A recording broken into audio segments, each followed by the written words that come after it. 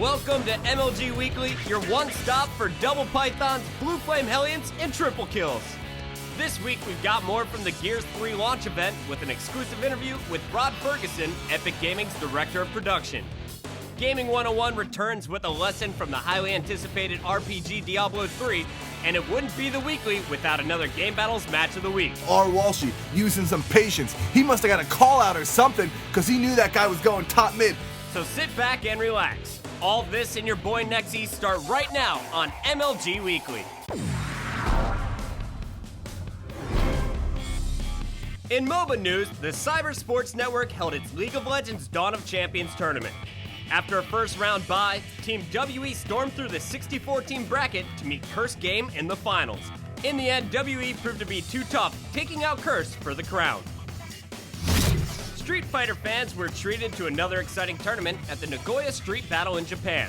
The tournament featured some of the world's top competitors, including Daigo, Mago, and D44 Base.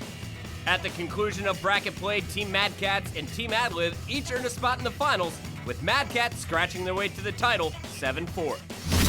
StarCraft 2 competition has recently been dominated by Terran players and their seemingly unstoppable 1-1-1 build. But the other races have not given up. In a stunning turn of events, Protoss Pro MVP Tails was able to defeat Terran Master and last season's GSL champion MVP in the GSTL. Not only did Tails rub out the Game Genie, he went on to defeat former GSL champion IMST as well. While many fans attribute luck to these victories, Protoss players welcome this as a new hope for their race. In other StarCraft news, MLG Dallas champion Naniwa left Team Dignitas and signed with Complexity Gaming. Team owner Jason Lake broke the news and said that the team is very excited to have Naniwa join the organization. Naniwa currently lives in the Team MVP house in South Korea. The breakup of Team Six Jacks has sent ripples through the ranks of StarCraft 2's elite players. Former team member Major has decided to make the move to South Korea and train at the TSL house. Major recently qualified for the Blizzard Global StarCraft 2 Invitational by winning the Latin American qualifier. Two other former Six Jacks members, Vibe and DDE, signed with Team It's Gosu to continue their StarCraft careers. Fans of PC first-person shooters were treated to an exciting weekend of competition at the ESEA Season 9 LAN. The tournament featured Counter-Strike Source, Counter-Strike 1.6, and Team Fortress 2. The Source competition was taken by Canadian Team Fully Torqued, who defeated Team Dynamic in the finals. The Team Fortress 2 competition was dominated by Dashner, who crushed Classic Mix-Up in 2 maps, taking both 5-2. The CS 1.6 finals came down to Evil Geniuses and Full Gaming. Full Gaming was able to take the first half, but Evil Geniuses scraped together a comeback to force the series into double overtime. In the last round, Iruken G was able to win a tense 1v3 to take the tournament for EG.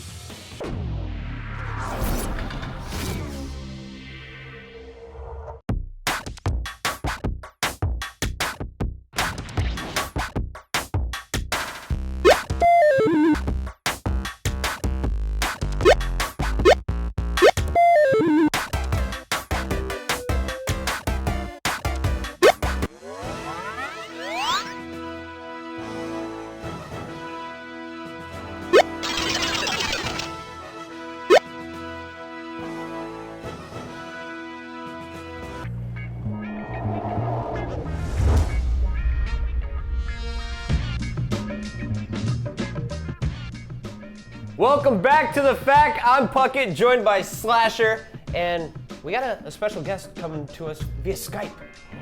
Who? JP's here again. What's up, JP? Not too much, Puckett and Rod. I'm glad to be back. Glad to be on The Fact Show. Can't wait to answer some questions. Well, as always, we've asked you guys to send us your questions to us on Twitter at MLGFAQ. And now it's time to go through those questions and give some good old answers. You ready to get this going? Let's do it. We got Victoru asking, MLG Orlando will be my first event. How early should I get there to get seating? Also, is there usually memorabilia for sale? Yes, we have the Pro Shop on site. You can get all of our MLG event shirts, just generic logo shirts, Gunner Optic glasses, hoodies, the works, wristbands, it's all there, including hats. But in terms of what time you need to get there to get seating, JP, you work on the StarCraft stream. When should people show up if they want to guarantee themselves a seat all weekend long? If you want to actually get a seat, buy a gold membership. They get in earlier than everyone else. The second way to answer that is be at the front of the line because those seats fill up very, very quickly. Yeah, I say the same thing. Gold membership gets you in early on Friday and allows you to meet all the StarCraft 2 casters and some of the players. You get a lot of perks. For Saturday and Sunday, I would suggest A, bring your own lawn chair if you have them at home, and B, if you get your spot, stay there. Anyway, next question, we got Dice VG who wants to know, what do you guys think of all the Halo team changes? Do you miss the old Halo days when teams stayed together from event to event? I mean, it's interesting to me. I really would like to see teams stay together much longer. I guess they stayed together much longer back in the old Halo 1, Halo 2 days. So I would like to see some more consistency from the teams to try to give them a few events before making changes instead of being really impulsive and then making a huge change after one. I have to say I disagree with 8 of the top 16 teams' team changes. Wow. I think that you need to stay consistent. BTH, why would you break up after such incredible tournaments? They've done it twice now. What I do like though is we're seeing a lot of teams run with a duo, and that duo sticks together no matter if they stay on that same team or jump to a new team.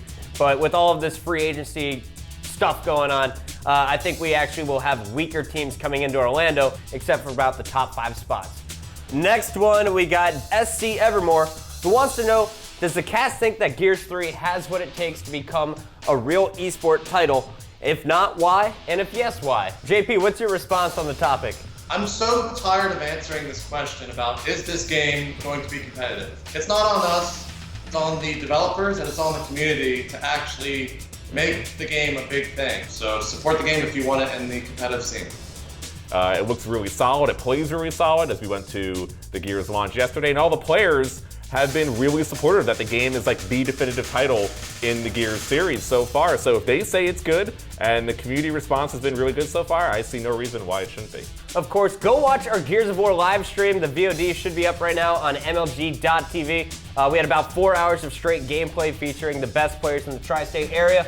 Golden Boy, who knew he was an amazing commentator, hopped in the booth with me, threw down some play-by-play, so big shout out to Golden Boy. Hope to be doing more streams live for you guys from the MLG studios now that we have our brand new BPix streaming studio set up. So, guys, that is going to do it for this episode of The Fact. If you have more questions for us, make sure to send them in right now on Twitter at MLGFAQ. For JP and Slasher, I'm Chris Bucket. We'll see you next time. Here on MLG Weekly, we like to give you the most in-depth insight into the world of competitive gaming. This week, we take a closer look at the dreaded 1-1-1 build from Puma, one of the top Terran players in the world. Since the game's debut, EG Puma has made a huge splash in the foreign StarCraft 2 scene. He's captivated viewers and secured his place amongst the ranks of the game's greats by beating OGSMC in the finals of the first NASL. With that win, Puma gave esports one of the greatest series ever witnessed and proved MC could be beaten at a time when he seemed to be completely unstoppable. After his success at the NASL, Puma left TSL and joined Team EG, where he dazzled fans yet again with another first-place victory at the IEM Season 6. Puma has years of experience, developing his skills as a pro StarCraft Brood War player, as well as training in Korea with the world's best. His aggressive playstyle and limitless build orders have proven to be extremely effective, leaving most of his competitors light years behind. Puma is best known for his 1-1-1 builds, which many players find overpowering or difficult to stop. This style takes advantage of how diverse the Terran armies can be fairly early in the game. Marines, tanks, and Banshees are all formidable on their own, but when the three are used together to land a super fast blow, it's almost certainly going to be a deadly one. The 1-1-1 opens with a standard supply depot at 10, racks at 12, gas at 13, orbital at 15, and factory at 18 supply.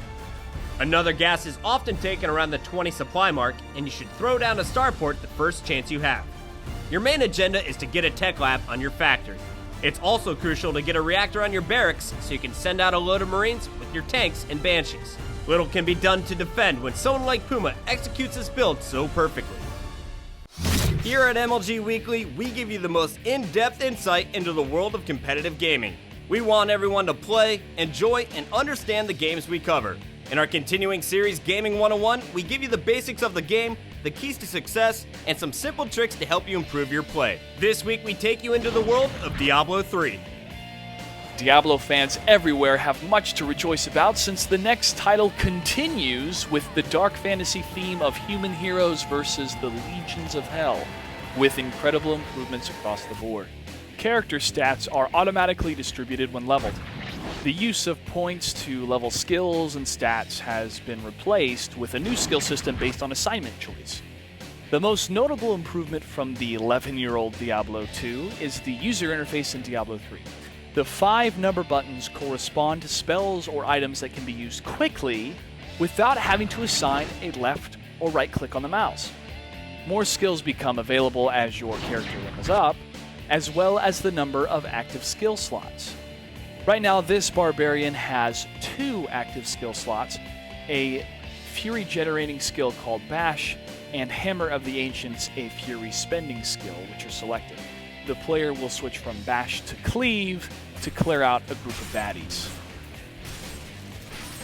The inventory system in Diablo III is nice, neat, clean. You have a new slot for the shoulders, and also you can sell your items within the inventory screen using that pot item on the top left corner there. You can just automatically sell your items. Plus, town portals are no longer needed because you got a stone to take you back to the city you came from, and that stone has its own place within your inventory screen. And then you can go back and talk to your blacksmith, give him some items so he can level up to make better items for you, to repair any items you have. Also, the conversations that you can have with the non-player characters in the game are pretty cool.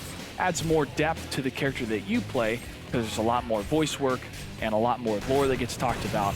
Also, you can hire these NPCs or work with them to be mercenaries for you. This guy is a Templar and has a vendetta against the Skeleton King. And so that element of the game of Diablo III with more interactive storytelling with conversations between the people in the game is pretty cool. It's true that the graphics for Diablo III are different than the ones from Diablo II. That's because we have new 3D engines enabling us to have better models compared to the sprites of Diablo II. Now, the graphics within Diablo III are fluid and nice and fit the theme of what Diablo is. The different lighting effects, the darkness and light bouncing off the cavern walls in this specific scene, making it hard to see the enemies in front of you, completely work and still feels like you're in the Diablo universe. The sound within the game is phenomenal as well. Every time a skill hits an enemy, or the barbarian leaps in the air, or the wizard uses a ice spell, it's almost like you can feel the icicles. The sound system and the sound engineering is incredible. Now, this is a really cool graphical effect. See the purple on my axe? That purple hue lingers on the enemies that I killed. So those skeletons or bodies that are lying on the floor dead still have that purplish hue to them. I found that to be pretty awesome. From the beta alone, this game seems like it's going to be worth the wait. The different classes play very interestingly and very different, but all come out to the same goal of killing demons. Here in the end of the beta trial, you see the Skeleton King getting ready for his big showdown between you and your Templar buddy there. So thank you for joining us. Stay tuned for more videos.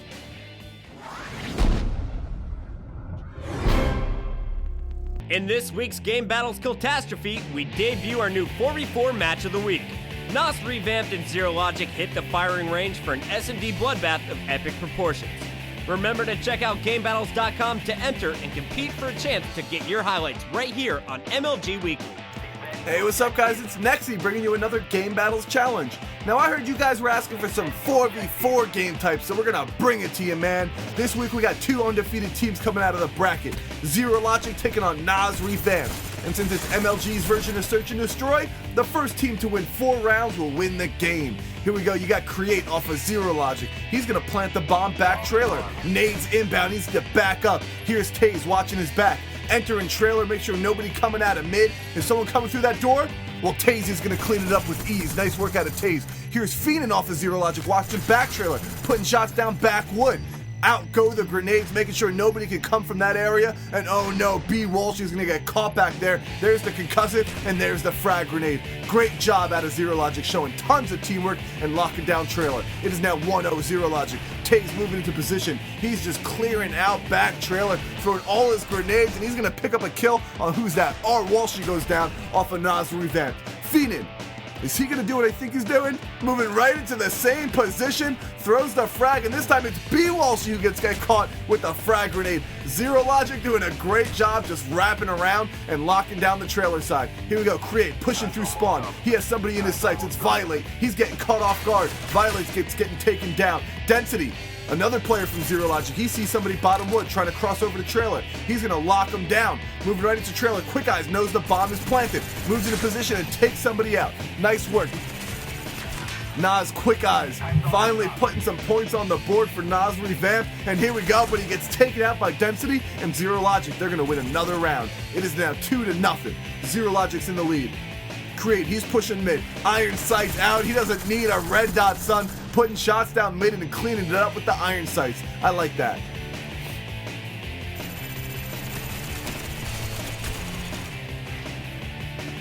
And here we go, we got Violate. He's gonna pick up the kill on Create. Watch his teammates back, listen to callouts. Nice work out of him. And no, are you kidding me?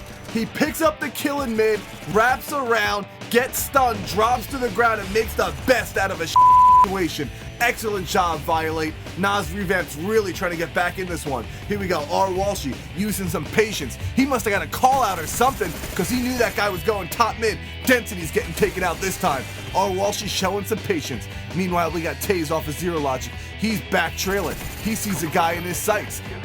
Picking up an easy kill there, and no, don't you come out of Trailer. What are you thinking? I was ready for you. Let's watch that again. Here we go, take it out, Quick Eyes. Don't you come out of Trailer. Violate gets taken down by Taze. Then Taze wraps around all the way to jungle side to plant the bomb. Meanwhile, there's only one member left alive for Nas Revamp, so we're in a 1v1 situation, and the bomb is down. R. Walshy trying to find the bomb carrier, and no, he's helpless. Taze takes him out with ease. The score is now 3-0. If Zero Logic wins next round, it is over. But you know what? B. Walshy and R. Walshy starting the round, showing some teamwork, jumping out, back Trailer. Nice work out of them. Violate now picking up a kill in mid. Here we go, wrapping around to the spawn, picking up 2 kills. That's how you do it, baby. And now he's getting stunned from mid. What's he gonna do with it? He's waiting patiently, and 3 kills straight to put his team back on the board. Great job out of Violate. That was clutch. It is now 3-1. Zero Logic just needs to win a round. Nas Revamp back against the wall, and Feenan, taking out the all-star from last round. Violate goes down 2 to a frag grenade. Here's Quick Eyes though. He's gonna throw a nade back Trailer, picking up a kill on Taze. So now it is 3 versus 3. We got Feenan top mid, power position, baby. But he doesn't care. He drops right down and picks up a kill on some other dude. He was in the power position, but he said, I don't care. He's going to drop down and pick up the kill mid. Meanwhile, we got Create. He's planting the bomb. B. Walshy moving into position. Great job out of him. He picks up a kill, takes one of Zero Logic's members out. B. Walshy has to go clutch here to save his team. Moving around to the bomb site, trying to find where that bomb carrier went. Is he in Trailer? Yes, he is. And he goes down to Create. You know what? Zero Logic, you're this week's champions. What's up, guys? Shibby here. I'm with Rod Ferguson. We're at the Gears of War 3 launch party. The energy is awesome. I was just walking around having a good time. Tell everybody, what do you do for Epic? Well, for Gears of War 3, I was the executive producer, but since we shipped, I've been promoted to now the director of production for all of Epic. What is the biggest difference from the beta based on what the game is now? Oh, the biggest difference? Completionists got really upset with the 2 ribbons we had where if you killed somebody 25 levels above you and 50 levels above you, and they're like, oh, I'm going to be with you day 1, and I'm going to be right up there, and I'll never find somebody above me, so I don't want those ribbons, and so we got rid of those. And all the feedback came back of basically that every weapon was overpowered. I mean, we was like, this rifle, the Nasher is overpowered, the Lancer is overpowered, and one day we were in my office having a meeting and somebody tweeted in me like, oh, the flame grenade's overpowered. I'm like, okay, good. Now all weapons in the game are officially overpowered. So we went back and looked at the actual data and saw what ranges people were being down and what ranges people were being killed, and so we made some minor adjustments, but nothing too significant. Multiplayer is the hugest aspect for us. Right. Me personally, play multiplayer all the time. Right. So, and you guys actually brought on dedicated servers, right? Right. It's a big step for us. People don't, like, the consumer doesn't tend to get like how expensive this is in terms of having data centers with hardware around the world and paying for bandwidth, and the fact that you have to be ready for the maximum amount. Like tonight, I'm hoping there's going to be hundreds of thousands of people playing, but then over a couple of months, things will settle down, and so you'll have all this extra hardware lying around. We just felt like this was the right thing for the game. We want to have that fair playing field. There's no host advantage. Get rid of all that sort of perception. There's all these lag issues. Consumer don't recognize a lag switcher as a lag switcher. They think it's a bad game, and so we have to get them out of the pool, and dedicated servers allow us to do that. Out of the entire game, what is your favorite feature, favorite level, favorite character, favorite whatever? I'm a co-op player. I've played some really crappy games just because they have co-op in them, and so to me, it's like Gears is about co-op, and so getting new co-op features like Beast Mode, being able to play as the monster attacking humans in 5-player co-op, having 4-player co-op in the campaign, having arcade mode so you can go and play with your friends and revisit that content over and over. All that stuff really excites me. One last thing before we go, one message you want to say to everybody that's picking up the game tonight. What's some advice you have for them? I just want everybody to pick it up. If you haven't played Gears 1, you haven't played Gears 2, you've heard about them but haven't tried them. Gears 3 has been tailored and designed to support the hardcore, but also allow for new ways to get in for people. There's a multiplayer area where you can go with, if you've never played Gears before, you can go and you'll play only against other people who've never played before, so you can learn how to play multiplayer. Don't be intimidated. Come on and join us in Gears 3. You'll be happy to know Nexy is recovering nicely after a 6-hour operation to reattach the left arm he lost during his walkthrough of Gears of War 3. Hey, what's up, guys? It's Nexy, and I'm exhausted. It's now 9 a.m., and I've been up all night playing Gears of War 3. Yes! This game is near and dear to my heart. Back in the Gears of War 1 days, I played in all the tournaments I can compete in back on the East Coast. And then Gears of War 2 came out and crushed all my hopes and dreams. I remember Gears of War 1 being a game that forced you to minimize the randomness, and it kind of tested your ability to think under high pressure situations, and ultimately, it just promoted individual skill. Gears of War 2, that game just sucked. But now that Gears of War 3 is out, I want to see if it retained any of the elements from the original Gears of War. So I'm going to show you guys some of the multiplayer. Here are my keys to success in Gears of War 3. 1. Always be a team player. If your friend is moving into a power position, or if he's holding a power weapon, do your best to have his back. You can actually hold the zoom button and press in the left thumbstick to mark your enemies with an indicator. This will tell your friends who to shoot at. And if you have no one to shoot at, go ahead and look for other indicators. Yeah, eat my bullets. 2. Find the weapons you're comfortable with. Just because your buddy's pretty good with the hammer burst doesn't mean that you're gonna be pretty good with the hammer burst. Maybe you like your pink lancer, and that's fine with me. There's my shotgun. Weapon of choice, man. Oh, you got a friend too? Oh! That was horrible. 3, and most importantly, forget everything I just said and run around the map like a maniac with your shotgun. Watch me. We got some shotgunning to do. Move across the map. I'm gonna try to cut this guy off. Oh, what's up here? Grenade? Thank you very much. An ink grenade? It's like throwing an octopus. What does this guy want? Oh, I'm getting shot in the toes. Staying alive, staying alive. Got one. I see my next enemy. I'm gonna charge him with my shotty out. Oh, that's a bad idea.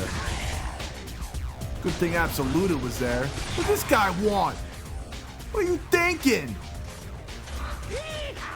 Alright, I think they spawned behind me.